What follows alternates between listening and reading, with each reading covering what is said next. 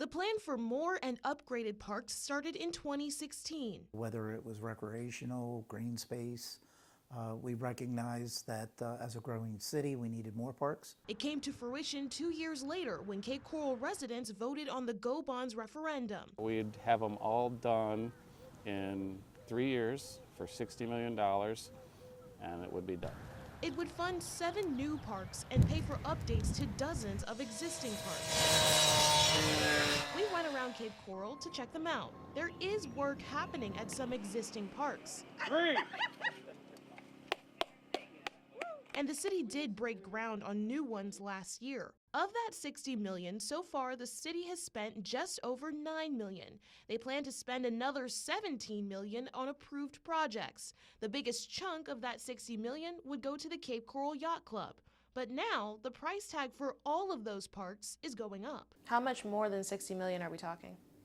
Well, we don't know exactly yet until we get all the permitting, but we recognize that it's probably going to be anywhere from the $10 to $15 million more than anticipated. It's not just money. When the referendum was initially passed, it was supposed to take about 3 to 5 years to get that work done. Right now we're in about year 4, and as you can see behind me, there has been some work done on the local parks, but the majority of what's yet to be done is still tied up in permits, and right now the city says that timing is kind of out of their hands. Of course, we have to have the permits in place before we can start construction. The city did hold public input meetings in 2019 about plans for the 7 neighborhood parks. Critics like Tom Shadrack argue that that process held up progress. Let's go back and talk to the public, spend another year redesigning, rethinking what does the public really want. They've had some forums. So that took a year out of the schedule, in my view. Do you feel that that 3-year mark was too optimistic?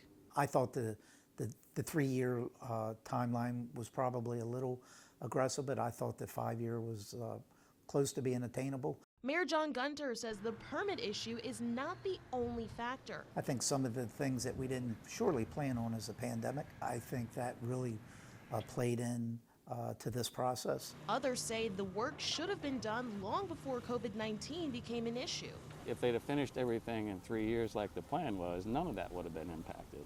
Today, now it's impacted huge. We would have been out by 2020. We would have been done by 21. City leaders say they're working hard to get the parks done in time. City Council is currently deciding whether to take the Cape Coral Yacht Club out of the Go Bonds package and to use the entire $60 million on the remaining parks. When the permits are approved, they say they'll work quickly to start the remaining work. We are moving forward.